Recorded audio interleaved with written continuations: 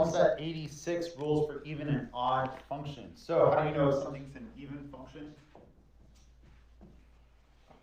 So even functions have the property that if you plug in negative x, you get the same thing out. So an example of an even function would be x squared. Just get x squared out.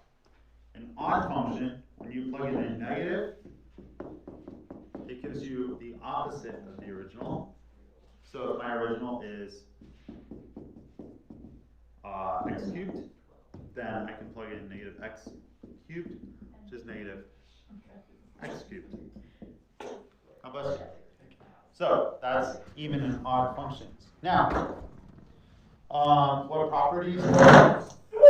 First of all, just like even and odd numbers, if you multiply an odd number times an even number, you get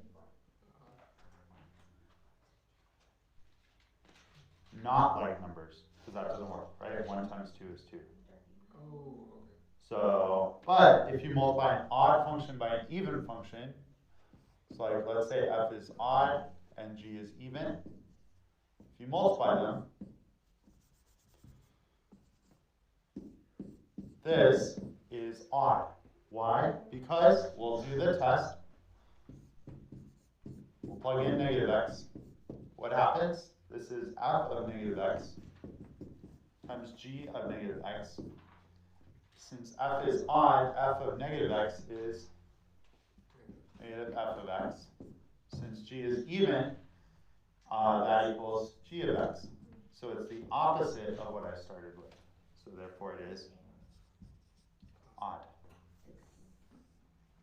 So like I don't have enough board space.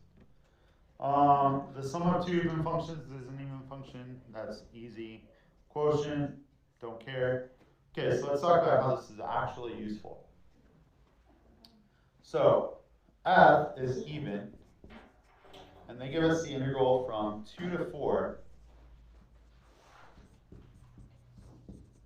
equals 7.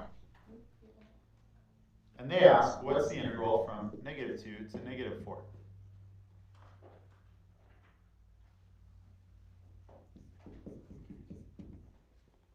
The answer is 7. Why? Because your even functions are symmetrical about the y-axis. So anything on the left of the y-axis, I think this should be negative 42. Anything on the left of the x-axis will be exactly the same as anything to the right. So the picture they give in the book is like you have this function. So if you find the area under the curve from 2 to 4, that's going to be the same as the area under the curve of negative 2, or negative 4 to negative 2. Because they're symmetric.